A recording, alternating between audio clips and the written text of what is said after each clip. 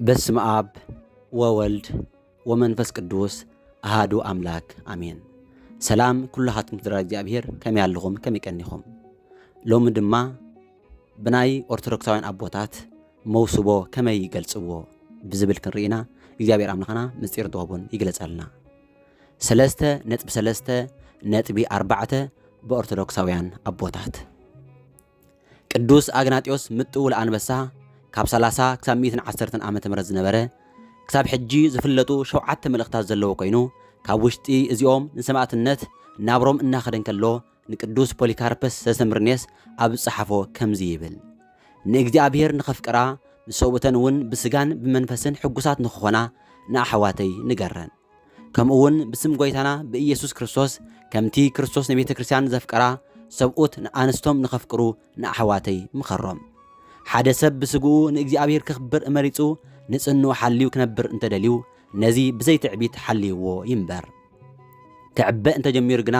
ንጽህንኡ ኣይሓለወን ንርእሱ ካብ ጳጳስ ንላዕሊ ከም ዝኾነ እንተቆፂርዋ እውን ረኺሱ ኣሎ እቶም ዝመርዓው ኣወዳትን ኣዋልድን ብፈቓድ እቲ ጳጳስ ክወሃዱ ይግብኦም መውስቦኦም በዚ መንገዲ እንተፈጺሞሞ ፈቓድ ስግኦም ዘይኮነ ፈቓድ እግዚአብሔር ዝተኸተለ እዩ كل ነገር ወይ ንጽህናኻ ሓሊኻ ምንባር ኮነ ኣብ ሓዳር ምንባር ንኽብሪ እግዚአብሔር ይኹን ስለዚ ኣብ ዘመን ቅዱስ አግናጢዮስ ሐቀኛ ሓዳር ዝበሃል ኣብ ቤተ ክርስቲያን ዝፍጸም ማለት ብቅዱስ ስጋውን ክቡር ደሙን እንተተሓቲሙ ከም ዝኾነ ንምልከት ካብዚ ወጻኢ ዝኾነ ሓዳር ግና ክርስቲያናዊ ሓዳር ተባሂሉ ክቆጸር ኣይክእልን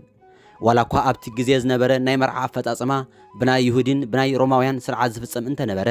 ክርስትና ድሕሪ ምምጽኡ ግና ክርስቲያናት በአፍልጦ ሊቀ ጳጳስ ወይ ድማ ብቅዱስ ስጋውን ብክቡር ደሙን ይሕተሙን በዚ መሰረት ይነብሩ ከም ዝነበሩን ክንርዳእ ንኽእል ሄርማስ ኖላዊ ኣብ ናይ ሄርማስ ኖላዊ መልእኽቲ ድማ ጎይታና ኢየሱስ ክርስቶስ እቲ ንሰበይቱ ብዘይ ምኽንያት ዝሙት ዝፈትሕ ካልእ እውን ዝምርዖ ይዝሙ ኢሉ ንዝተዛረበ ቃል ክትርጉም ከሎ እቲ ዘይዘመዎ ኣካል ነቲ ዝዘመዎ ኣካል ክፈትሖ ከም ዝኽእል ግን ከዓ ንባዕሉ ንሱ ካልኣይ ክምርዖ ኣይክእልን ይብል እቲ ዝዘመዎ ኣካል ንስሓ ኣትዩ ይቕሬታ ሓቲቱ እንተተመሊሱ ግና እቲ ንጹህ ኣካል ክቕበሎ ይግባእ ካብዚ ብተወሳኺ ሓደ ካብቶም መጻምድቲ እንተሞይቱ እቲ ዝተረፈ ንጽህንኡ ሓልዩ ክቕጽል እንተዘይክኢሉ ካልኣይ ክምርዖ ከም ዝኽእል ኣብ መልእኽቱ ኣስፊሩ ኣሎ ንጽህንኡ ሓልዩ እንተቀጺሉ ግና ካብ እግዚኣብሔር ዓብዪ ክብሪ ይረክብ ቅዱስ ሄሬኔዎስ ካብ 120 ክሳብ 202 ዓመተ ምህረት ዝነበረ ቅዱስ ሄሬኔዎስ ከም ዝነገረና ኣዳምን ሔዋንን ኣብ ውሽጢ ገነት ክነብሩ ከለዉ ከም ንጹሃን ህፃናት ነበሩ መንፈስ እግዚአብሔር ስለ ዘይተፈለዮምን ተፈጥሮኦም ሓልዮም ስለ ዝነበሩን ክፉእ ሓሳብ ፍትወትን ንኣሽቱ ዝኾኑ ሓሳባትን ኣብ ሰብነቶም ቦታ ኣይነበሮምን ከምቲ ህፃናት ነንሕድሕዶም ብንጽህና ልቢ ዝሰዓዓሙ ኣዳምን ሔዋንን ድማ ነዚ ዝመስል ህይወት ነበሮም ሰብኣይን ሰበይትን ማለት ኣንጻር ጾታ እኳ እንተነበሩ ከምዚ ንዓና ዝስምዓና ዓይነት ስምዒት ኣይነበሮምን በዚ ምኽንያት ድማ ኣብ ገነት ብግብሪ ኣይተፋለጡን ድሕሪ ምብዳሎም ግና ካብ ገነት ወፁ ንሔዋን እውን ብዙሕ ሽግራት ገጠምዋ እትሓዝንን እትትክዝን ኣብዚ ዓለም እተስቆርቆር ኮነት ኣዳም ምድሪ ዝሓርስን ንሳ ድማ እሾኾን ተኾርባን እንተብቁለሉ ኮነት ኣዳም ንሔዋን ሰበይቱ ብግብሪ ዝፈለጣ ድሕሪ እዚ ኩሉ ነበረ ክሳብ እዚ ግዜ እዚ ብሩካቤ ምብዛሕን ምውላድን ኣይፈልጡን ነይሮም ምኽንያት ደናግል ስለነበሩ በዚ መንገዲ ንምብዛሕ መጀመርያ ናብቲ ቅድሚ ሕጂ ዘይነበሮም ፍልጠት ናብ ምፍላጥ መምጻእ ዘይምእዛዝ ነበሮም ድሕሪ ምውዳቆም ብኸምዚ ምብዝሖም ግና ኣብቲ ዘመን ዝነበሩ መናፍቃን ወይ ገኖስቲካውያን መውስቦን ውሉድ ምውላድን ናይ ሰይጣን ስራሕ እዮም እናበሉ ይምህሩ ከም ዝነበሩ ንሓዳር ከም ዘየቃልልን ናይ ሓዳር ጽባቐ ምስ ናይ ስነ ፍጥረት ጽባቐ ኣመሳሲሉ መሃረ እኳ ደኣ ፍጥረት ጽቡቕ ብምዃኑ ጎይታና ኢየሱስ ክርስቶስ ካብ ቅድስት ድንግል ማርያም ካብ ስጋኣ ስጋ ካብ ነፍሳ ነፍሲ ወሲዱ ብምውሃዱ ቅዱስ ስጋውን ክቡር ደሙን ካብ ፍጥረት ወገን ዝኾነ ካብ ንጹህ ስርናይን ካብ ንጹህ ወይንን ኣዳልዩ ብምሃቡ ግሉጽ ኮይኑ ከም ዝፍለጥ ብስፍሓት ዝመሃረ ኣቦ እዩ ቅዱስ አትናቴዎስ ሐዋርያዊ ካብ 297 ክሳብ 373 ዓመተ ምህረት ዝነበረ ካብዚ ኣቀዲሞም ብዛዕባ ድንግልናን መውስቦን ዝውሃቡ ትምህርታት ብብዙሕ ደረጃታት ኣዕብዮም ካብ ዝመሃሩ ኣቦታት ሓደ ቅዱስ አትናቴዎስ ሐዋርያዊ እዩ ካብዚ ብምብጋስ እውን ነባቤ መለኮት ቅዱስ ጎርጎርዮስ ዘእንዚናዙ ናይ ቅዱስ አትናቴዎስ ዕረፍቲ ኣመልኪቱ ኣብ ዝመሃሩ ትምህርቲ ደናግል ናይ መርዓዊ ተፈተውቲ ሰብ ሓዳር ድማ ሓላዊኦም ንኸኽብሩ ክጽውዖም ከሎ ንምልከት ወዲ ሰብ ኣብ ውሽጢ ገነት ብድንግልና ይነብር ከም ዝነበረ ምስ በደለ ግና ናይ መዋትያን መውስቦ ከም ዝተረኣየ ክዛረብ ከለውን ናይ እግዚአብሔር ናይ መጀመርታ ሓሳብ ንሕና በዚ ሕጂ እንፈልጦ ዓይነት መውስቦ ንኽንባዛሕ ኣይነበረን ኣዳም ብኽፉእ ግብሩ ናይ እግዚአብሔር ትእዛዝ ስለ ዝተሓሰን ስለ ዘቃለለን ግና መውስቦ መጾ ስለዚ እቶም ካብ ኣዳም ዝተወልዱ ኩሎም ብምኽንያት በደል ኣቦኦም ብሓጢኣት ዝተጸነሱ እዮም ይብል መዝሙር ዳዊት ምዕራፍ 51 ፍቕዲ 5 ብሓጢኣት ዝተጸነሱ እዮም ማለት ድማ ከም በዓል አውግስጢኖስ ዝበልዎ ጥንተ አብሶ ኣለዎም ማለት ዘይኮነ ካብቲ ብምብዳልና ምኽንያት ዝተዋህበና ካብ ናይ መዋትያን መውስቦ ዝተረኸቡ እዮም ንምባል እዩ ወዲ ሰብ ክሳብ እታ በዲሉ ዝሞተላ ግዜ ብዛዕባ ስጉ ኣይሓስብን ነበረ ፍትወት እውን ናብ ባህሪኡ ሰሊኹ ኣይኣተወን ነበረ ብዛዕባ እግዚአብሔር ገዲፉ ብዛዕባ ስጉ ክሓስብ ዝጀመረ ድሕሪ ምብዳሉ እዩ ነዚ ባዕሉ ቅዱስ አትናቴዎስ ግልጽ ክገብሮ ከሎ ወዲ ሰብ ሕልንኡ ካብ እግዚአብሔር ክሳብ ዘይተፈለየን ብዛዕባ እግዚአብሔር ይሓስብ ክሳብ ዝነበረሉን ግዜ ስለ ስግኡ ካብ ምሕሳብ ዝረሓቐ ነበረ ብምኽሪ ሰይጣን ንእግዚአብሔር ካብ ምሕሳብ ምስ ረሓቐን ስለ ገዛእ ርእሱ ምሕሳብ ምስ ጀመረ ግና ኣብቲ ግዜ እዚ ኣብ ስጋዊ ፍቶት ወዲቑ ጥራይ ዘይኮነ ዕራቑ ምዃኑ እውን ፈለጠ ፈሊጹ ድማ ሓፈረ እቲ ሓደን ሓቅን ማለት ስለ እግዚአብሔር ካብ ምሕሳብን ንዕኡ ካብ ምድላይን ስለ ዝረሓቑ ብድሕርዚ ናብ ዝተፈላለዩ ፍትወታትን ናብ ዝተፈላለዩ ስጋዊ ስምዒታትን ኣተው ይብል ዋላ እኳ መውስቦ ተዋሂብዎም እንተኾነ ካብ ናይ ሕልናኦም ክፍኣት ዝተላዕለ ብሕጊ ካብ ምውላድ ናብ ዝሙት ኣምርሑ ንምዃኑ ንእግዚአብሔር ብዛዕባ እቲ ናይ እግዚአብሔር ዝኾነን ንኽሓስብ ብኣርኣዩ ተፈጢሩ ከሎ እንተኾነ ግና ኣእምሮ ከም ዘይብሎም እንስሳታት ምዃን ንወዲ ሰብ ኣዝዩ ዘሕፍር ከም ዝነበረ ይምህር ዋላ እኳ ኣብ ሓደ ቅዱሳን ንኣብነት ከም ኤልያስ ኤልሳዕ ኤርምያስ መጥምቀ መለኮት ዮሐንስን ዝነበረ እንተኾነ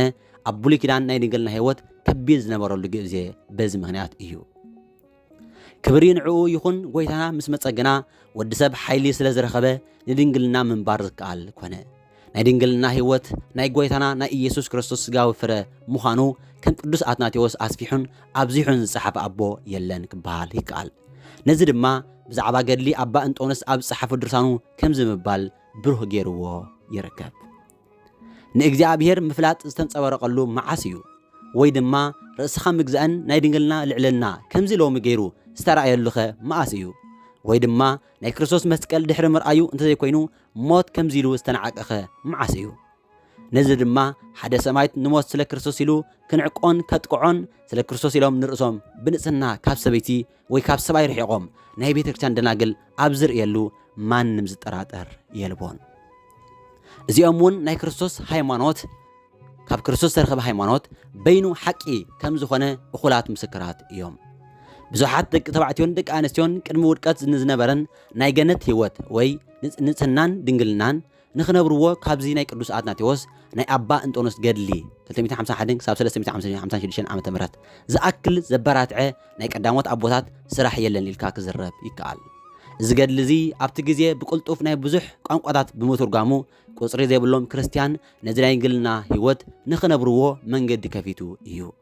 ካብዚ መጽሓፍ ጠቂሶም ካብ ዘስተምሃሩት ቀዳሞት ኣቦታት ቅዱስ ጎርጎርዮስ ነባቢ መለኮት ቅዱስ ኤፍሬም ሶርያዊ ቅዱስ ዮሐንስ አፈወርቅ ተጠቀስቲ እዮም ስለዚ ድማ ይብል ቅዱስ አትናቴዎስ ኣብ ቤተ ክርስቲያን ብዛዕባ እዞም ነገራት ዝምልከት ክልተ ናይ ህይወት መንገድታት ኣለዉ እቲ ሓደ ልክዕን ሚዛናውን ማለት መውስቦ ክኸውን ከሎ እቲ ካልኣይ ድማ መልኣኻውን ኣዝዩ ዝሓሸ ማለት ናይ ድንግልና ህይወት እዩ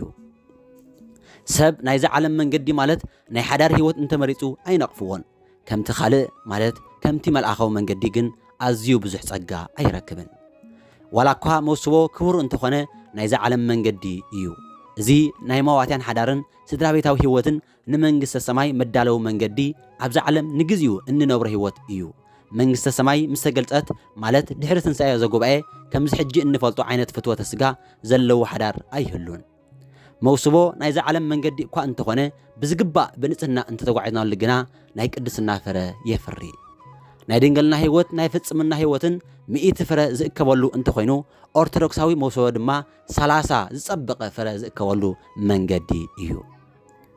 ድንግልና መውስቦን እግዚአብሔር እንደቂ ሰባት ንድሕነት ዝሃቦም ክልተ ጸጋታት እዮም ክልቲኦም ናይ ንጽህና መንገድን ክቡራትን እዮም እግዚአብሔር ኣብ መንግስተ ሰማይ ብዙሕ መንበሪታት ከም ዘዳለወ ዝተዛረበውን ንመነኮሳትን ሰብ ሓዳርን እዩ ድንግልናን ሓዳርን ደቂ ሰባት ኩሎም ናብ ድሕነት ንኽመጽኦም እግዚአብሔር ዝሃቦም ክልተ ጸጋታት እዮም ዝተመርዓውን ዘይተመርዓውን ክርስቲያንውን ክልቲኦም ናይ ክርስቶስ ኣካል ናይ ዝኾነ ቤተክርስትያን ህዋሳት እዮም ንቤተ ክርስቲያን ርስሓት ወይ ዕጣር ወይ ድማ ንዕኡ ዝመስል ካልእ ክፍኣት ዘይብላ ቅድስትን መንቅብ ዘይብላን ክብርቲ ቤተ ክርስቲያን ገይሩ ናብኡ ምእንቲ ከቕርባ ናይ እግዚኣብሔር መለኮታዊ ናይ ምድሓን ስራሕ እዩ ኤፌሶን 5:27 ስለዚ ናይ ቤተ ክርስቲያን ኣፀድ ብድንግልናን ብክቡር መውሰቦን ዝተሰለመ እዩ እዚኦም ክልቲኦም ናይ ጸጋ በዓል ቤትን ናይ ቅዱስ መንፈሱ ወሃቢ ዝኾነ ጎይታናን መድሓናን ዝመስረቶም እዮም ከምዚ ስለ ዝኾነ ድማ ናይ ድሕነት ህይወት ንኩሉ ሰብ ንዝተመርዓውን ዘይተመርዓውን ዝተላለወ እዩ ጎይታና ትእዛዙ ዝሃበ ንደናግል ጥራይ ዘይኮነ ንኩሉ ዘርኢ ወዲ ሰብ ስለ ዝኾነ ዋላኳ ኣብ ቤት ኣቡኡ ብዙሕ መንበሪ እንተሃለወ ኩላትና ዝተመርዓናን ዘይተመርዓናን ግና ኣብ ውሽጢ ቀጽሩ ኢና ኣጸዋውዓና እኳ እንተተፈላለየ ዝተፈተወ ቅዱስ ጳውሎስ ቅዱሳን ክትኮኑ ንዝተጸዋዕኩም ንዓኹም ከም ዝበለ እዞም ክልተ መንገድታት ንሕና ክርስቲያን ነዚ ናይ ቅድስና ህይወት ንኽንመላለሰሎም ዝተዋህቡና እዮም ሮሜ 1:7 ከምዚ እኳ እንተኾነ ናይ ድንግልና ህይወት ካብ ናይ መውስቦ ህይወት ዝሓይሽ እዩ ናይ ድንግልና ህይወት ናይ ወንጌል ሓቅነትን ብናይ ክርስቶስ ሓይሊ ሓደ ክርስቲያን ክሳብ ክንደይ ዝኣክል ንፍጽምና ገንዘቡ ክገብር ከም ዝኽእል ዘረድእን እዩ እቶም ዝተመርዓው ክርስቲያናት ዋላኳ ከም በዓል ኣባ እንጦንስ ፍጹማን እንተዘይኮኑ ኣብ መወዳእታ ኣቱም ናይ ኣቦይ ብሩኻት እቲ ዓለም ክፍጠር ከሎ ዝተዳለወልኩም ክትወርሱ ንዑ ኢሉ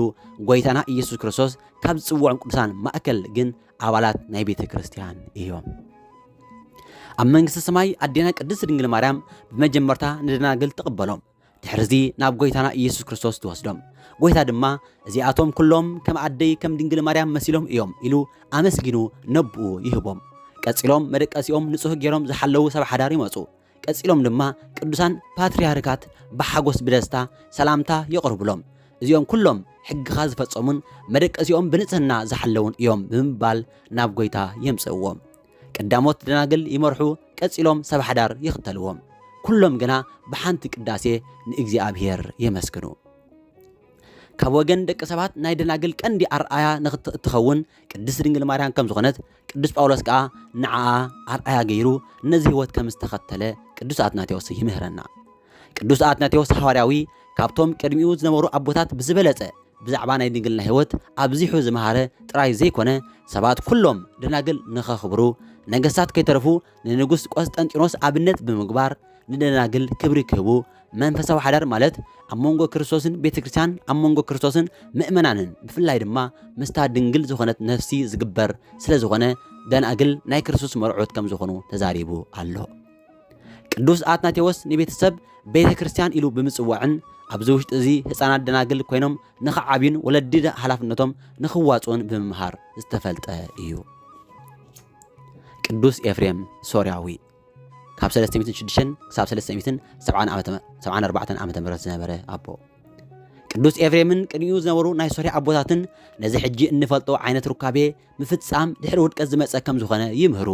ወላኳ በደል እንተዘይፍጸም ነይሩ ሕያዋን ግና ምውላዳ ኣይምተረፋን ነይሩ ፍረዩን ተባዙሕን ዝብል ቡራኬ ስለ ዝነበረ ግን ብዘይ ሕማም ምወለደት ነይራ እቶም እትወልዶም ዘይሞቱ ስለ ዝኾኑ እውን ብዙሓት ውሉድ ኣይምወለደትን ብዝኾነ ኮይኑ ክሳብታ ዝወደቆላ ሰዓት ኣብ ገነት ዝነበረ ናይ ድንግልና ህይወት ከም ዝኾነን ሩካቤ ዘይፍጸመሉ ህይወት ከም ዝነበረ ንምርዳእ ቅዱስ ኤፍሬም ዘምጾም ምሳሌታት ግና ናብ መርከብ ዝኣተው ናይ ኖህ ስድራቤትን ጽምዲ ኮይኖም ዝኣተው እንስሳታትን እዮም መርከብ ኖህን ብገነት ስለ እትምሰል እቶም ኣብኡ ዝኣተው ሩካቤ ኣይፈጸሙን ይብል ቅዱስ ኤፍሬም ናይ ድንግልና ጽላሉ ዝነበሩ ብኤልያስ ብናይ ኤልሳዕ ሙሴን ህይወት ከምዚ እናበለ ኣዝዩ ይድነቕ ኤልያስ ፈቃድ ስጉኡ ስለ ዝገዝአ ንዘመውቲ ዝናብ ንኸይዘንብ ክዓጹ ከኣለ ንሱ ንሰብነቱ ክገዝእ ስለ ዝኽኣለ ነቲ ካብ ዘማውያን ዘንጠብጥብን ዝፈስስን ናይ ዝሙት ጠሊ ክኽልክል ከኣለ ዝተሰወረ እሳት ማለት ፈቃድ ስጋኡ ስለ ዘይሰዓሮ ካብ ላዕሊ ዝመጽእ እሳት ተኣዘዞ ኣብዚ ምድሪ ንናይ ስጋ ድሌት ስለ ዝሰዓሮ ቅድስናን ጸጥታ ናብ ዘለዎ ቦታን ዓረገ ንሰብነቱ ዝቐተለ ኤልሳዕ እውን ከምኡ ሙት ኣተንስአ ብተፈጥሮ ዝሞተ ሰብ ካብ ሕጊ ተፈጥሮ ንላዕሊ ብዝኾነ ብኤልሳዕ ብንጽህና መሊሱ ህይወት ረኸበ ንሱ ንባዕሉ ገና ጡብ ከም ዝገደፈ ንጹህ ህፃን ስለ ዝነበረ ንዝሞተ ህፃን ኣተንስኦ ንገዛእ ርእሱ ካብ ሰበይቱ ዝፈለየን ዝኸልከለን ሙሴ እውን ኣብ ቅድሚ እታ ዘማዊት ንባህሪ ከፈለ كمون دحر أدينا قدس دنجل مريم أب زفترة 1:28 زلو فريو بزحون زبل قال منفساوي ناي دناجل مبزح زملكت كم زخنه مهاره زوم دناجل ناي سبعين سبيتن بدقاسي كم زقيرو تزاربه نحاد دنجل نفسه مرعوي سجو أدراش ناي مرعى سمعتون حساباتون ناي مرعى عدمات كم زخون تزاريبو الله قدوس إفريم وراكوا نزنا دنجل نهيوت أزيو عبي غيرو انت مهاره ناي كريستيان موسو وجنا أي رسعون نأبنت ناي ننسنا أقناف كم حدار أقناف نلعلي عبيتن قللتن إيو ركابي نصحكوا أنت خونه بمنصر دنجلنا جن كابو زتحت إيو تحت زبلوان ولا أنت خونه جن نصحن بروخن إيو موسوات صبق كوا أنت خونه دنجلنا جن كاب صبق زحشيو بمغنيات ناي قويتنا سب كوينو ممسا ناي دنجلنا هيوت أزيو لعل بزبلة ولا أنت خونه نكريستياناوي حدار جن آية رفون قدوس إفريم قويتنا ناي كريستيان موسو نخبارخ كتصلي كله كمزي مبالو مذكار يقبع او بزي زرقي سبعي بزي ركابي ستنسكا بروخ فره اب غزي ركابي محصنا بارخلنا او ناي دنجلنا تأمراتاوي حصان نمخاننتنا حزنلنا كابزي كندردو كم نقل نقدوس إفريم ركابي مفصام نصلت ذكرن ايكونن ኳድአ ናይ ጸሎት ምኽንያት ሰምዝኾነ እዩ ቅዱስ ኤፍሬም ሓደ ግዜ ደናግል ብነፍስን ብስጋን ደናግል ከም ዘይኮኑ ድንግልናኦም ንመጻምርቶም ዝሃቡ ሰብ ሓዳርውን ብጽቡቕ ስርሖም ናይ ድንግልና ክብሪ ኣኽሊል ከም ዝስለሙ ይዛረብ ጽቡቕ ተግባሮም ንናይ ድንግልናኦም ቦታ ሸፊንሎም እዩሞ ንስጎም ጥራይ ድንግል ገይሮም ዘቕረቡ ግና ናብ ወጻኢ ከም ዝድርበዩ ይምህር ጉባኤ ኒቅያ